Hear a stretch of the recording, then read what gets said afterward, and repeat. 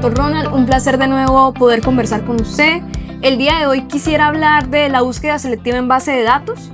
Quisiera que me explicara en qué consiste este acto de investigación para comenzar. Hola Angie, bueno, sí, qué chévere estar acá, precedente judicial, analizar lo que la Corte ha dicho sobre nuestras normas jurídico-penales. Bueno, la búsqueda selectiva en base de datos es un acto de investigación. La idea es que hay cierta información que las personas tienen el derecho a que esa información sea privada. Y como información privada, pues no cualquiera puede acceder a esa información. Pensemos, por ejemplo, en movimientos bancarios, historias clínicas, salida del país. Ese tipo de información, la idea es que solamente, excepcionalmente, pueda el Estado, sus agentes, como la Fiscalía, como los policías judiciales, solamente por excepción puedan acceder a esa información. Entonces, como es información de esa calidad, hay un acto de investigación especializado que se le llama búsqueda selectiva en base de datos, que básicamente tiene, digamos, una regulación particular, y es que requiere control previo. Hay que pedir autorización de un juez para que se pueda realizar, y una vez se realice, se requiere un control posterior para que se verifique que lo hecho está dentro del marco de lo autorizado previamente. Adicionalmente, pues hay unos términos que la legislación trae para realizar el acto de investigación. Inicialmente, si es antes de la imputación serían 30 días, si es después son 15 días. Son términos cortos, buscando que se haga muy rápido el acto de investigación y que la información se mantenga con la reserva propia de una información que no quiere o que la ciudad no quiere que todo el mundo conozca fácilmente. En resumen, este es el acto de investigación de búsqueda selectiva en base de datos. Gracias, doctor. Entonces podemos dar entrada a abordar unos problemas jurídicos bastante interesantes. Lo primero que quisiera preguntarle es si la obtención del registro biométrico de entrada y salida a una entidad pública o privada requiere autorización de un juez de control de garantías, como usted estaba diciendo. Bueno, Angie, muy buena pregunta. La Corte Suprema de Justicia ya se ocupó de ella y dijo que sí, que esos datos biométricos son datos sensibles, y conforme la ley 1581 del 2012, que es una ley estatutaria que regula la protección de datos personales, concluyó que ese tipo de información necesita, o por un lado, la autorización del titular, y si este no lo da, entonces la búsqueda selectiva en base de datos, y con ello obviamente la exigencia de control previo y luego el control posterior. Doctor, y siguiendo por la misma línea, los extractos bancarios sí están amparados por esa reserva bancaria que menciona. Esa información sí requiere búsqueda selectiva en base de datos en la medida que está protegida por el derecho a la intimidad. En los extractos bancarios está en gran medida la cotidianidad de una persona, en la medida que ahí reposan las constancias de compras de diferentes objetos o servicios. Bajo ese entendido, la Corte Suprema de Justicia ha concluido de manera inequívoca que la búsqueda de extractos bancarios requiere búsqueda selectiva en base de datos. No se puede equiparar con el otro problema jurídico de simplemente una certificación de la existencia de la cuenta y la propiedad. Entonces, dependiendo del tipo de información y qué tanto esté protegida por la intimidad, se requiere búsqueda o no. En este caso, insisto, en los datos bancarios sí se requiere de este acto de investigación especial. Gracias, doctor.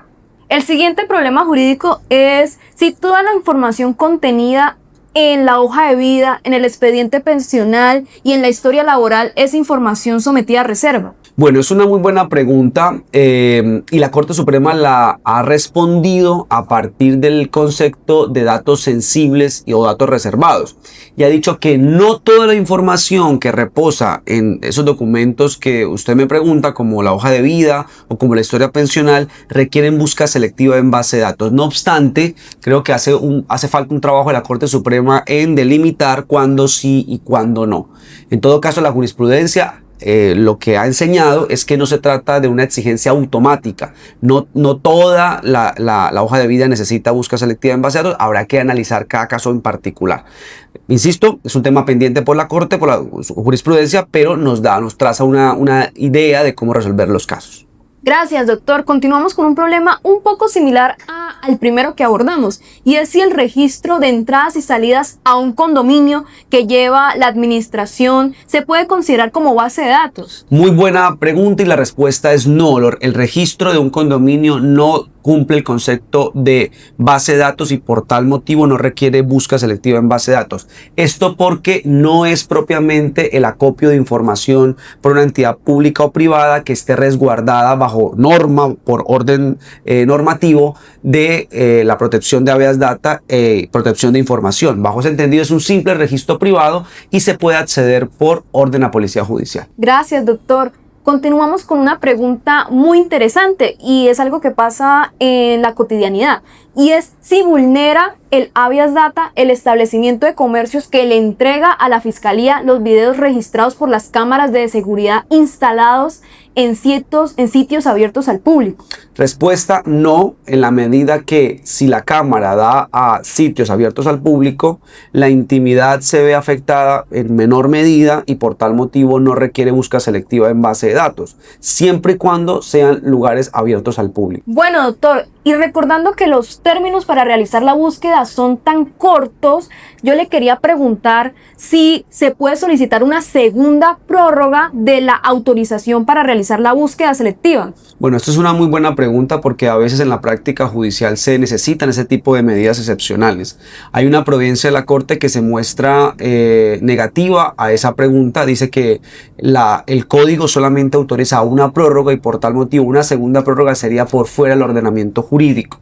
Conclusión: bajo esta providencia judicial la respuesta es no, no se puede hacer una nueva prórroga, se debe someter los términos legales. Bueno, doctor, y ya que a la víctima se le han concedido tantas facultades dentro del proceso penal, yo le quería preguntar si el representante de víctimas está legitimado para solicitar autorización para realizar búsqueda selectiva en base de datos. Es una gran pregunta porque efectivamente el sistema jurídico colombiano le ha establecido muchísimos derechos y con ello facultades a la víctima, pero en este punto, concretamente en la posibilidad de acudir a un juez de control de garantías a pedir búsqueda selectiva en base de datos, la jurisprudencia de la Corte Suprema de Justicia, al menos en una providencia, se mostró negativa. Dijo que no, que ese es un acto propio de las partes, de la Fiscalía General de la Nación y de la defensa, en la medida que son los que presentan pretensiones y excepciones en los procesos penales, digamos, son los que tienen teoría del caso y bajo ese entendido es una facultad exclusiva de las partes. Gracias, doctor.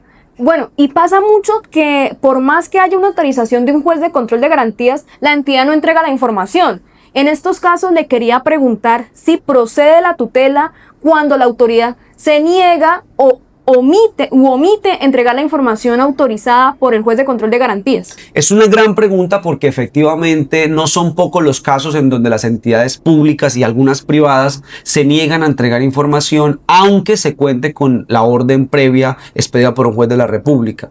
La Corte Suprema de Justicia ha respondido que inicialmente no es procedente la tutela en la medida que se cuenta con mecanismos ordinarios, que es acudir al juez de control de garantías que ordenó, que permitió la búsqueda selectiva en base de datos para que utilice los poderes coercionales y exija la respectiva entrega de la información. Entonces, en esa medida, la respuesta es que en principio no procede la tutela. Sin embargo, a título personal no descarto que excepcionalmente, ante la inoperancia de los sistemas ordinarios, los recursos ordinarios, podamos de manera subsidiaria acudir a la tutela. Listo, doctor. Y para finalizar, una pregunta que le interesa a los y las defensores, y es: ¿puede la defensa acudir a un juez de control de garantías para que le ordene a la Fiscalía entregar la información de otras investigaciones penales que son diferentes al caso de su prohijado, si la necesita para impugnar credibilidad de los testigos en su caso? La Corte respondió a ese problema jurídico diciendo que sí, la defensa lo puede hacer, solamente que tiene algunas condiciones.